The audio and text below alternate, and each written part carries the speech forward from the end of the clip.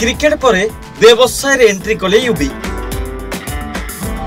Launch कले ultra premium spirit brand Fino टकिला। America परी भारतर भी आरंभ हो व्यवसाय। भारतीय टीम रो पूर्वतन ऑलराउंडर युवराज सिंह क्रिकेट जगत रे से सिक्सर किंग भावे जनाशुना।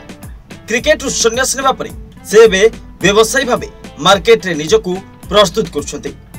यूबी को पाखरे एबे बड़ बड़ व्यवसायी कंपनी का भीड़ लगी जो से खूब पैसा कमाउछन्ते।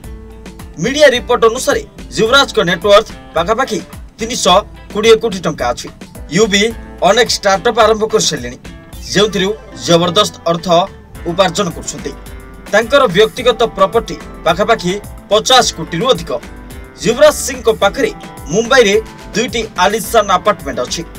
निकट रे भारतीय क्रिकेट टीम पूर्व दिग्गज allrounder Yuvraj Singh ultra premium spirit brand Fino tequila launch करछन्ते।